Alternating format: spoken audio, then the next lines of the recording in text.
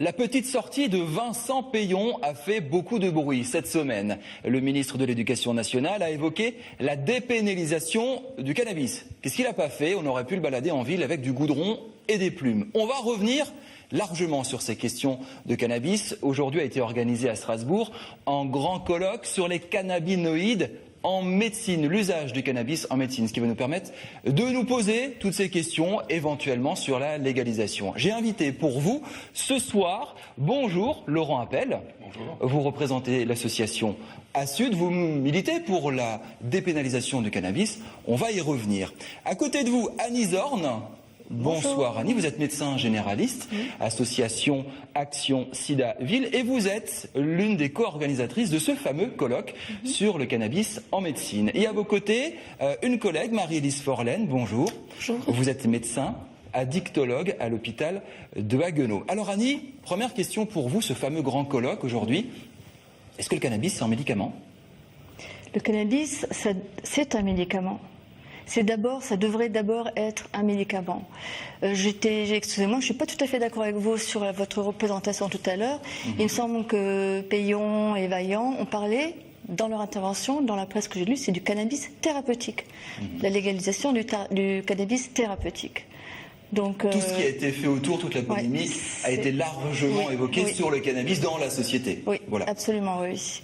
Et donc encore une diabolisation du cannabis qui pourrait être un médicament et non pas seulement une drogue à visée récréative. Ce colloque qui sert à ça, à faire bien le distinguo entre les deux, le cannabis pour rire et puis le cannabis pour soigner? Absolument, oui. Laurent, vous êtes pour la dépénalisation du cannabis. Alors, est-ce que le cannabis aujourd'hui, c'est tabou? On a un petit peu de mal à organiser l'émission aujourd'hui, à faire venir des gens, à en parler dans la société, etc. On a vu Peillon qui s'est fait taper dessus comme pas possible à cause de cette évocation de dépénalisation, thérapeutique ou pas. On a le droit d'en parler aujourd'hui en France du cannabis? Il y a un véritable terrorisme intellectuel sur la question du cannabis actuellement. Et c'est assez amusant de voir des gens qui dénoncent régulièrement la pensée unique en devenir de fervents défenseurs à la limite du stalinisme dès qu'on parle de cannabis. Là actuellement c'est silence dans les rangs, le débat est clos. On croit rêver. Au niveau mondial, vous avez la Global Commission for Drug Policy, qui réunit des personnalités actuellement présidents ou ayant été présidents de grands pays. On a dedans Cardoso, le président du Brésil, Kofi Annan, ancien président de l'ONU, qui appelle à une dépénalisation de l'usage de toutes les drogues, pour des raisons à la fois de société, de justice, de criminalité, mais aussi pour des raisons médicales, notamment liées à l'épidémie de VHC et de VIH. Alors ce soir, on va bien faire le distinguo entre les problèmes sociaux et le cannabis médicinal. Pour le social, en gros, il y a quelques chiffres assez éloquents. Par exemple, il y a 41% des jeunes de 17 ans qui ont déjà fumé une fois. Je crois 3,8 millions de Français qui fument du cannabis. Ça veut dire que c'est la drogue de tous les jours aujourd'hui, autant que le tabac dans la poche? Non, on ne peut pas comparer les choses. À la fois, le cannabis est très disponible malgré sa prohibition, et c'est d'ailleurs un des problèmes. Mais d'un autre côté, l'usage moyen de cannabis n'est pas problématique en France. L'ONU estime qu'il y a 90% des usagers de drogue qui ne sont pas des usagers problématiques. Ça nous laisse 10% d'usagers problématiques. Et ce qu'il faut, c'est créer une culture qui permette de ne pas passer de l'usage à l'abus ou de l'usage à l'addiction. Et ça, on n'y arrive pas dans la prohibition, puisque la politique officielle, c'est pas d'usage. On ne peut pas développer la culture du bon usage quand on dit il n'y a pas d'usage possible. La transition est toute trouvée avec Marie-Élise Forlaine. Vous êtes d'accord avec ça, cette culture, éviter de tomber dans l'abus, dans l'addiction? Vous êtes addictologue à Haguenau, vous faites des consultations à l'hôpital d'addictologie et vous avez en face de vous des jeunes qui fument, des adultes qui fument, des parents peut-être un peu paniqués, racontez-nous. Oui, alors en fait nous voyons venir à nos consultations des jeunes qui sont dans la souffrance face à leur consommation de cannabis, c'est-à-dire leur consommation de cannabis leur pose un réel problème ou pose des problèmes. Est-ce que vous les considérez comme des drogués? Alors nous les considérons comme des patients qui ont parfois une addiction au cannabis, donc qui sont dépendants, parce que certains le sont, et certains sont simplement consommateurs. Mais un certain nombre d'entre eux sont dépendants physiquement, psychologiquement à ce produit. Les effets délétères lorsque la consommation est chronique sont des effets psychologiques importants, avec une non-motivation, une perte d'intérêt, des troubles de la mémoire, des investissements, ce qui peut poser des problèmes au niveau de la vie globale de nos jeunes consommateurs, au niveau de leur vie sociale, au niveau avec des investissements des amis. Aujourd'hui, ils viennent vous voir en disant je ne sais pas comment m'en sortir? C'est un petit peu ça, oui. Soit eux, soit leur famille. On va pas légaliser un truc qui rend les adolescents complètement idiots. Attendez 2 secondes. Jamais personne n'a demandé à ce qu'il y ait une mise sur le marché du cannabis pour les mineurs.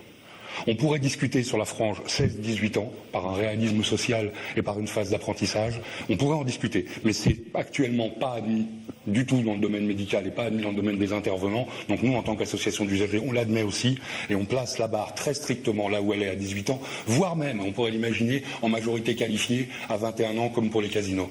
Ça serait pas particulièrement choquant.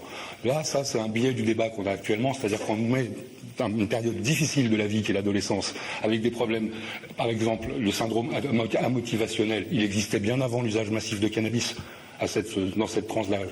Est-ce qu'il est plus ou moins fort ? Difficile de le dire, les études ne le démontrent pas.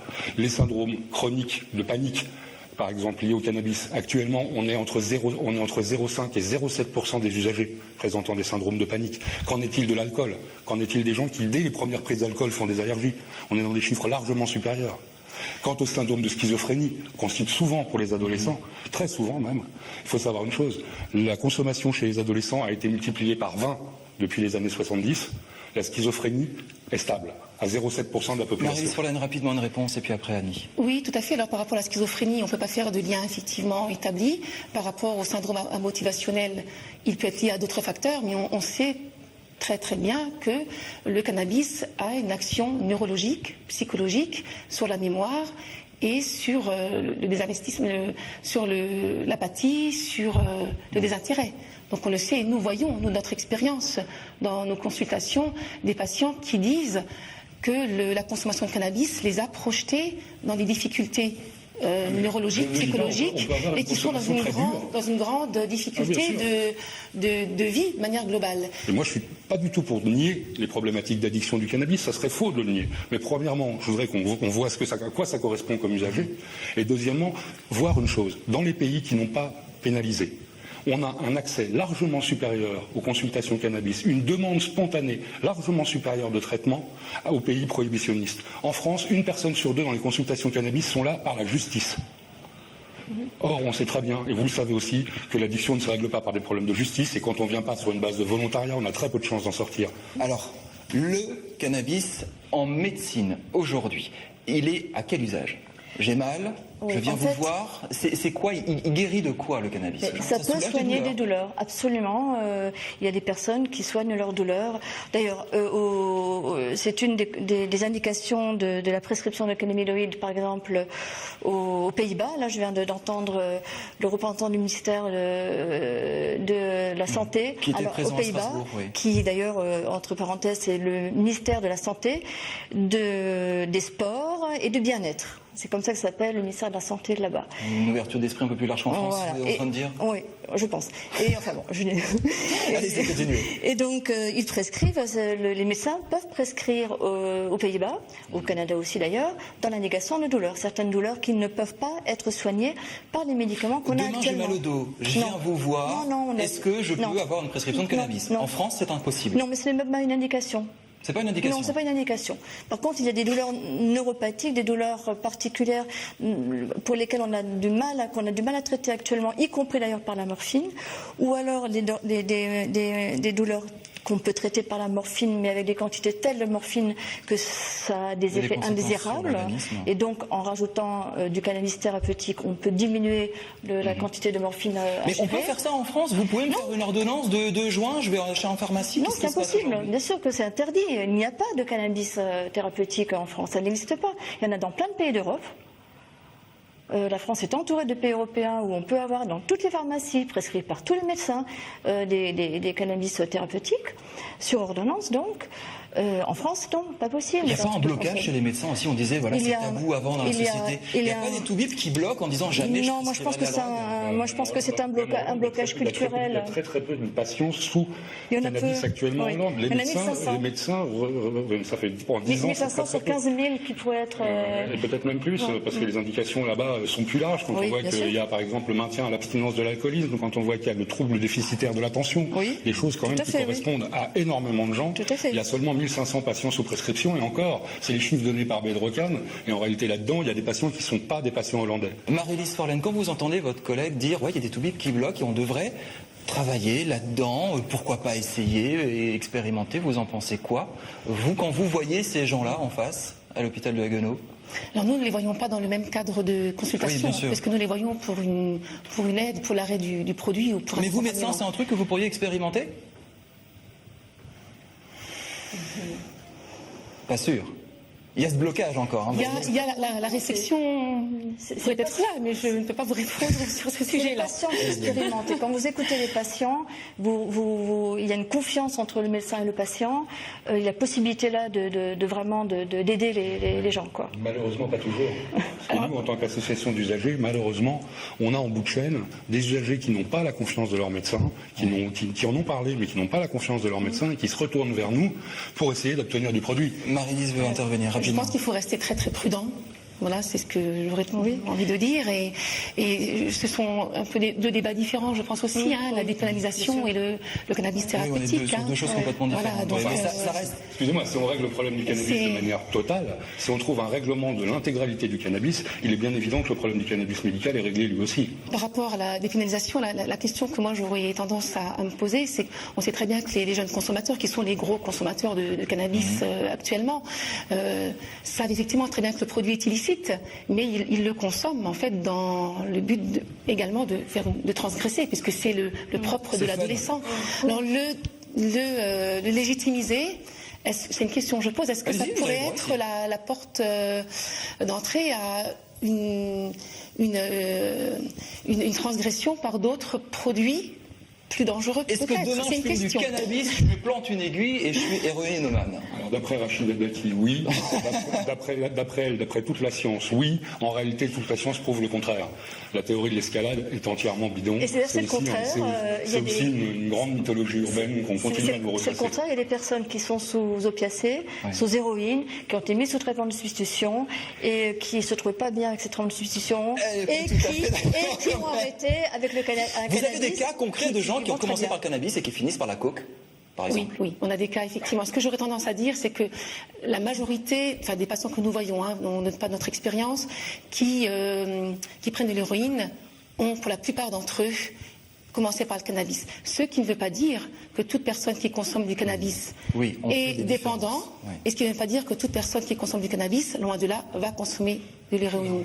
Mais la porte d'entrée à l'héroïne... Désolé. Là, si on prend la porte d'entrée aux substances, aux flash, si on prend les portes d'entrée à l'usage de substances, c'est le tabac. La plupart des gens ont commencé avant toute chose par le tabac, et le tabac est une drogue comparable à l'héroïne dans ses modes d'usage, au flash, à la montée rapide. Et si on avait une drogue de porte d'entrée, ça pourrait éventuellement être le tabac et rien d'autre. J'appelle sur ce plateau Mathieu Chanvillard chaque vendredi. Il vient avec son papier boule zen. Bonjour Mathieu. Tanguy. Salut Tanguy. Et le cannabis, c'est votre truc. Le cannabis, c'est presque mon truc. Merci pour le sujet casse-gueule au passage. Chaque semaine, j'y ai droit après le mariage gay, après les mosquées en Alsace. Oui. Encore un sujet sensible. Vous êtes aguerri, vous aimez ça. Oui, et puis c'est vrai que ça m'a inspiré, le cannabis, inspiré. Bien à fond, inspiré, faites ça 2-3 fois, ça va tout de suite beaucoup mieux, c'est vrai. Alors bon, pour, contre, les arguments légaux, techniques, médicaux, ça je vous laisse volontiers à vous et à vos invités, c'est votre rayon. Mais comme dans la vie, il faut anticiper, anticipons, imaginons, oui, c'est pas tout dépénalisé non plus, il faut imaginer ce que ça va donner une fois que ça sera mis en place. Alors imaginons, en 2018, 3 ans après la grande légalisation de 2015, qu'est-ce que ça va donner? Comment on va s'en procurer déjà? Est-ce qu'on va mettre en place un système à la hollandaise, vous savez, avec des coffee shops, ces commerces où on peut acheter, consommer librement du cannabis? Non, parce que si vous faites ça, je vous annonce tout de suite que le cannabis va faire sa première victime. Yves Bure va nous faire une attaque. Yves Bure qui s'est battu pendant 40 ans pour qu'on arrête de fumer une cigarette à la fin du repas au resto. Le jour où vous allez venir lui annoncer qu'on peut fumer... si vous nous entendez... Le jour où vous allez venir, Tanguy, lui annoncer qu'on peut fumer du cannabis librement dans un lieu public de surcroît, il va faire une attaque, c'est certain. Vous allez l'achever. Bon, après, soyons pragmatiques, c'est la crise, les caisses sont vides, c'est peut-être aussi une occasion, avec cette activité qui va forcément commencer très fort, de regonfler les caisses. Hop, TVA à 19,6 pour tout le monde, ça ira beaucoup mieux, ça sera beaucoup mieux en tout cas qu'avec l'ancien système où les dealers devaient déclarer aux impôts peut-être à peine la moitié de ce qu'ils gagnaient sur l'année. Oui, vous exagéré un petit peu là, non? Allez, un gros tiers. Le THC était très fort là. Non, mais le vrai changement, c'est quand même au niveau des paysages. Parce que oui, on va pas importer quand même ce qu'on peut produire chez nous.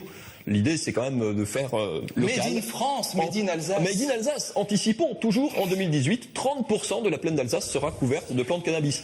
Et ouais, fini cette saloperie de maïs là qu'on voit partout, enfin un peu de variété. Conséquence immédiate aussi, j'ai les chiffres pour la rentrée scolaire de 2018 sur les vœux d'orientation des collégiens et des lycéens. 24 387 demandes pour le CAP agricole, métier de la cannabiculture, et 18 784 demandes pour le BTS, force de vente, coffee shop. Qui a dit que les jeunes ne voulaient plus des métiers manuels et qui a dit que l'agriculture n'était plus attractive? Le point négatif quand même, parce qu'il y en a. Bah oui, dans ces sujets-là, il y a toujours des effets secondaires, un petit peu les dommages collatéraux, comme disent les militaires qui ont tapé à côté. Et sur le cannabis, une fois de plus, c'est le grand hamster, notre rongeur masqué régional, qui est de tous les dossiers de toute façon, Eurostadium, GCO, et donc cannabis, il est encore là. Car en effet, dans les premiers mois qui ont suivi la plantation massive donc de cannabis en 2015 en Alsace, le petit hamster s'est remis à proliférer. Il a dévoré à belles dents les jeunes pousses fraîchement plantées, s'offrant des petites doses de nirvana après des décennies, soyons raisonnables, de persécution. Hélas pour lui, les ravages ont été tels que tous les écolos, bobos et babas de la région qui avaient milité pour sa protection pendant des années se sont mis en verve de l'éliminer. De véritables commandos sont donc dressés pour traquer les petits mammifères jusqu'au dernier. Comme quoi, soyons honnêtes, c'est vrai que le cannabis, comme le tabac, a aussi des effets néfastes, futiles pour votre environnement, futiles à quatre pattes et à poil ras. Mais alors, comme j'ai un petit peu suivi avant et que ça marche aussi un peu sur ordonnance, avant de vous quitter, j'ai justement une ordonnance ici. Alors c'est pas pour moi, bien sûr, mais c'est ma vieille tante, il y a son lumbago qui s'est réveillé, donc si après on peut se voir, si vous pouvez faire quelque chose pour moi. Il peut donner ça à qui de vous deux? Il faudrait loin pour vous en procurer. Je suis prêt à faire des kilomètres. Et attention aux douaniers. Alors, par rapport à ça, justement aux douaniers, je pense que les citoyens, qu'ils soient de droite ou de gauche, Monsieur Bure, on va pas, mais les maires de droite et de gauche, les gens, les voisins, les policiers, les douaniers, quand vous leur expliquez que vous avez besoin de cannabis pour vous soigner, ils sont tous d'accord. Même Yves Bure. Je ne sais pas. On lui demandera.